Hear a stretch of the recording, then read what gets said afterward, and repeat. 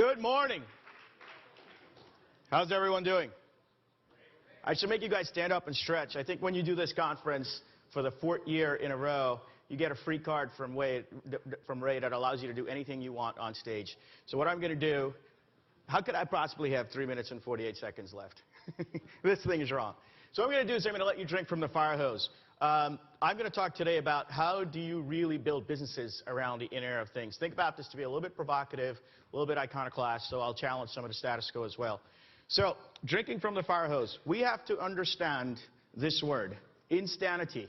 The ability to build business processes that are repeatable and sustainable in the midst of insanity. And here's what I mean by that.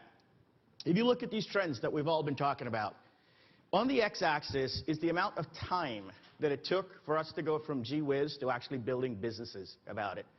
On the freaking y-axis is the amount of uncertainty and confusion about what the damn trend is in the first place.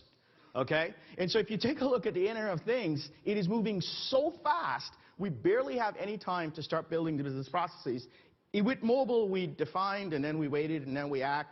And with social and cloud, you're kind of describing and acting together. This is the land of co-creation, okay? If you want to be in the business of the Internet of Things and you want to go inside, you have to co-create it, and you have to do it very quickly. So, proximity is something you need to think about when you think about the Internet of Things. The best way to describe the Internet of Things is to think about it as the Internet of things other than computers. That's the best way to think about it. So if you take all the computers out of the conversation, the phones, the Google Glass, all of it, it's all of the rest of crap. And it has to do with proximity. So when I talk about proximity, I talk about things that are around me. Okay? Patches, sensors that come to life. I talk about things that I carry around. All of the gizmos that we wear on our wrist. I talk about things where I lay around, things in my house. I talk about things about my ground. You know, this is a picture of a helicopter that's going out to a rig to check some of the key performance indicators of a rig and then flies back to the office and reports that. Do you know what the cost of flying that helicopter out to a rig and back is? Close to $10,000. Putting a sensor in that sends that information back saves money. All of these things are part of the Internet of Things. Now, I take this proximity thing a little bit further. There are things that are in me that are alive as well. We talked about on me and I carry around. There are things that are around my body. There's a company here that's doing this today. And it goes a little bit further. Our offices, our hospitals, our grounds, our cars, and our smart homes. So if you really put this together, what it looks like is you really have to categorize all of these sensors from the proximity of how far you're away from your heart. Now, I was being silly on the plane as I was building this PowerPoint, so I added, you know, where I spend my pounds. Obviously, I'm not British.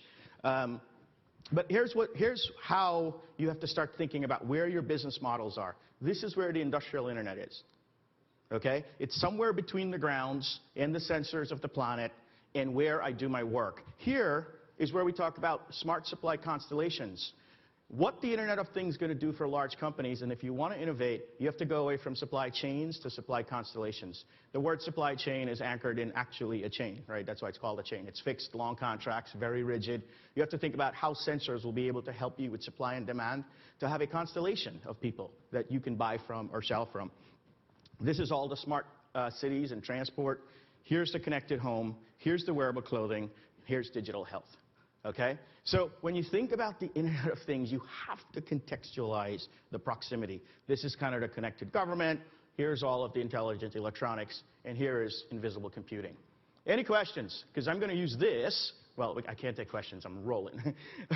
I'm going to use this to continue the rest of the conversation. How do you build businesses inside of here? So these are sensors and connectivity. This is sensor connectivity and device. Here, fashion is important. We'll talk about that a little bit. Robotics comes into the picture. Buildings, machines, infrastructure, connectivity. These are the things that you have to be thinking about in your organization if you want to become a business that is going to take a part of the pie of the Internet of Things. Let's go a little bit faster. So, sensoring. There are more billions to be made by putting sensors on things that we already have than building the smart things. So everyone's trying to build a smart refrigerator or build the next smart car or build the next smart gadget. You can actually make a lot of money just putting sensors in the dumb things that we have right now that are not smart and making them smart. This is a business model that not everybody get. So, centering is important. You see it there. Let's talk a little bit about, where are we in the Internet of dumb things versus the Internet of smart things? Because it is a maturity model that you have to appreciate to think about how you'll build businesses. So, wrote this article, got some excitement from it, but here's what it really talked about. It talked about first, we're going to have an Internet of dumb things. Then we'll have an Internet of chatty things. Then some obedient things, then some useful things, and then eventually smart things. So if you're going back to your businesses and you're going, how do we become an IoT company? You have to realize that there's money to be made in the Internet of dumb things as well, not necessarily only the Internet of smart things.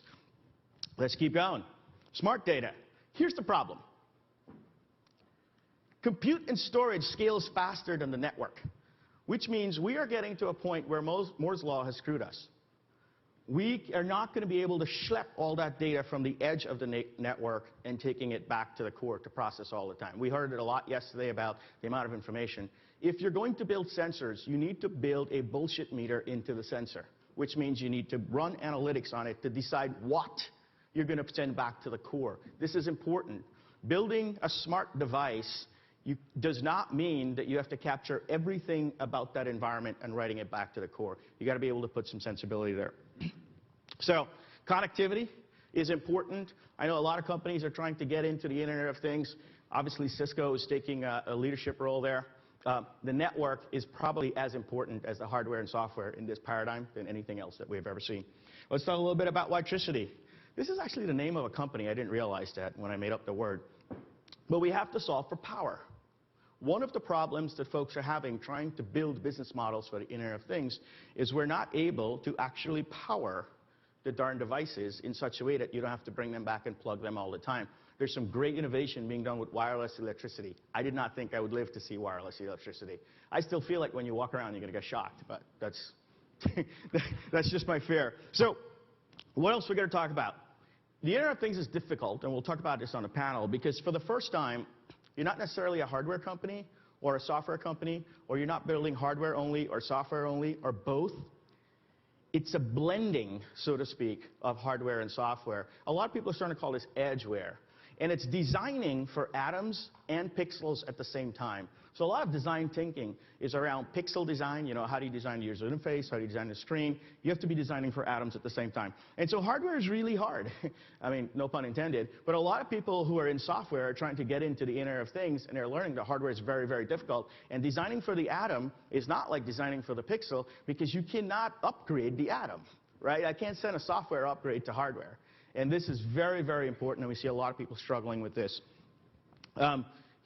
The hardware component is not just in computers. It's in machines. It's in robotics. It's in infrastructure. So we're still talking about how do we accelerate the pace? How do we act? How do we do inside of the Internet of Things? Because the cycle is short. Let me talk a little bit about thinking about it. We're focusing on the nouns too much. So most folks are figuring out, what can I connect to the Internet? They're not focusing on what can that darn thing do. And so if you really want to find business models, and this is a chart that I took from a research report that may or may not have been written by me, you got to think about the industries and words that these things can do. Things can suggest, things that supply, service, signal, secure. If you want to take an example, inside of the transportation industry, things that identify the needs for services and failures. This is the type of thinking that you have to do to get the business model right around an IoT organization. So, everybody's talking about wearables. I'm going to talk about wearables a little bit. How many people have seen this chart before? Or at least some version of it? Okay, that's not enough hands. If you have not seen the theory of diffusion of innovation before, raise your hand. Okay, that's what I thought. So here's the thing. When this was made up, it was brilliant, okay? And it still is. But what it doesn't cater for is that all the geeks on the left-hand side, including me, have blogs. Okay? So we think wearables have tipped because everyone on the left-hand side in the innovator column has blogs now, and it sounds like everybody has, but that's not the case. Wearables has not tipped as yet, and here are some of the reasons why wearables have not tipped. One, we're not solving for vanity. How many people here think they're not vain? Wow, some people actually raised their hands. Those people that raised their hands, do you think you're arrogant? Okay, So we are insanely vain as a species. Okay? We will wear crap that has no function, that hurts us just to look good. In the meantime, wearables look like this. Okay? This is what's going on. You have to solve for vanity in the business model. Look, I'm a watch guy. And you know what we're doing? What men are doing? We're putting things that have no value around a watch just to make it look cooler. So essentially, what we've found is that wearables seems to be at the risk. And this is some stuff from Forrester. Sorry, Ray. This is some stuff from Forrester. All of the data is showing that we want it to be around the risk. Okay? The interesting thing is, 2012, we spent $20 billion globally on watches. It was a record year. Unbelievable. $20 billion on watches, yet the data is showing that we want things to wear. So essentially what's going on is we are hoping to replace the Rolex Presidential with the Apple Watch. This is the problem. I could pretty much just put up this picture and get a new job. Okay? So vanity is very, very, very personal. And so when you want to build wearables, you have to understand that we wear things to solve for one of our highest needs, which is vanity. How many unique type of watches do you think are available for sale on Amazon right now? How many people say over 100,000? 177,000 unique models of watches are for sale on Amazon.com. You got to get the vanity right. You got to get the ownership experience right. And here's what I mean by this. I had the Google Glass. I wore it for 3 days, and then I threw it away. You know why? Because the ownership experience is wrong. It's not a good glass. It's not a good phone. It's not a good computer. It's not a good earpiece. It's not a good anything. It's a crappy everything. Okay? And so I wrote this, and people loved it, and then people are like, well, wait a second, Google Glass has tipped. I mean, Scoble had one, and this guy from Big Bang Theory has one, who most white people think I look like this guy. But anyway. Remember, we're thinking it tips because all of the nerds suddenly have blogs. Okay? So let's talk about the ownership experience. They're like a Tesla tipped. Okay? Well, okay, that's Elon Musk fucking with the numbers. Because what you really have to do is you have to compare it to all of the cars, not just the Mercedes-Benz. The difference between tipping here and tipping with wearables is people who have the Tesla don't also have a Mercedes. Okay? So it's a single ownership experience. And so I made up these numbers. And I figured the average American male, which is in blue, has about 2 watches. And the average American male has about 5 sunglasses and maybe 10 pairs of shoes. I'm actually skewing the shoes number pretty high. And the red or pink on the top is the average numbers for American females. So, I was waiting for that. Right? It's amazing what comes to your mind when you fly United. So hang on a second. Let me just go back. The ownership experience is wrong because in order to be my smart whatever, whether it's my smart watch or my smartphone or my smart shoe or my smart glasses, you're going to have to be my only or all, right? I'm not going to replace all of my watches with one watch because it happens to be smart. And that's what I mean about the ownership experience. I'll give you guys a free idea today to go start a business. What if Rolex, Tag, Humboldt, Bulgari, all the watches came out with the smart back? A back that you take off, that has sensors in it, that you retrofit and just put on a watch you have today. It's a pretty good idea. Scoble thought it was a pretty good idea. The reason why I introduced this, and if you guys want to go start that business, go right ahead. Just like, give me 1%. The reason why I bring up this is not because it's a brilliant idea, but because when you're thinking about wearables, we're thinking about replacing people's things, and what we have to think is about making all the things that they have smarter. So you got to give me something that makes all my watches smarter. Give me something that makes all my shirts smarter. Give me something that makes all my shoes smarter. Right? So the ownership, you know, if you're going to be, just read the text. Let's keep going. So feelings. I'm going to introduce a new buzzword to technology conferences. Feelings. Okay? And it's important because when you think about these devices, it's about my wealth, it's about my career, it's about my stature, it's about my reputation, it's about my vanity, it's about my pride. And so you have to design what I call emotional requirements. Those geeks that are in the room, you know, you start with functional requirements because we went for functions, right? Compute, store, enter. You have to write emotional requirements for us. How do you want people to feel? And this is what I mean by going from products to experiences. You have to become an experience company, not necessarily a product company. You have to think about how can you use digital assets and digital information to be able to drive experiences. Glancification. I love this word. I didn't make it up.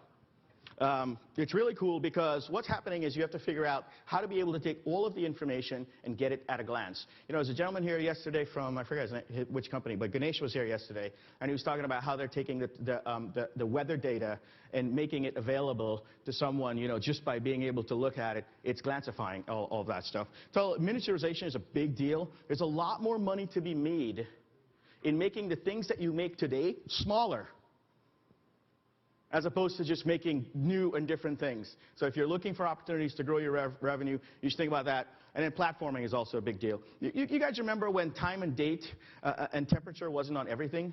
Like now it's on the phone and it's on watches, it's on VCRs. That's platforming. It is taking all these functions and putting it into a platform. So if you're building a smart refrigerator, you got to think about what are the things that you can put on the refrigerator, right? So you can put time and temperature, but you can put other things on there. It needs to be a part of the platform. Uber did this brilliantly, right? They made payment a part of the platform. Platforming looks like this, like, you know, on the left-hand side, that image took Fitbit out of business. That one took the iPod out of business. That one took Garmin out of business, right? This one took Canon out of business. That one's taking taxi companies out of business. That one took, what's the name of the bookstore? Barnes & Noble's out of business. Can't even remember them, right? Uber, integration. Yesterday I bought somebody's book on digital, Dieter's book. You know, that's going to take point-of-service transactions out of business. And then you have other things that will participate in the industrial internet.